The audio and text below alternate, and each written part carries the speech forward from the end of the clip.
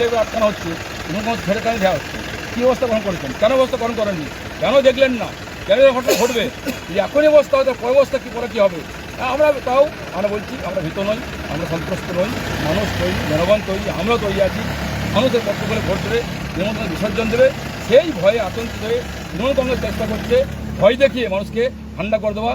ইতিমধ্যেই আজ দুর্গাপুরে সারা মাইকিং করেছে, সমস্ত লোককে ব্যবসা করেছে আর যেতে হবে নমিনেশন করতে। ভাবুন একবার, মাইকিং হচ্ছে নমিনেশন যাওয়ার জন্য, যদি না যান ব্যবস্থা গ্রহণ করবে। অর্থাৎ ভয় দেখানোর কাজ হয়ে গেছে, তার বারণ তারা বুঝে গেছেন, তাদের খেলা শেষ। অনেক খেলা খেলেছেন, এটা কোনো খেলায় কাজে লাগবে না। সেই কারণে এখন মানুষকে বাড়ি বাড়ি গিয়ে থ্রেট করা, মাইকিং করে থ্রেট করছে। এই দুর্ভাগ্য বাংলার, দুর্ভাগ্য দুর্গাপুরের মানুষ সংঘবদ্ধ, ঐক্যবদ্ধ, তারা কিন্তু পদ্ম ফুলে ভোট দেশ থেকে দেবে। আর 4 তারিখ রেজাল্ট দেবে, দুর্গাপুরে পুরো প্রস্তুতি জিতছে, আমরা জেনে রাখুন এটা।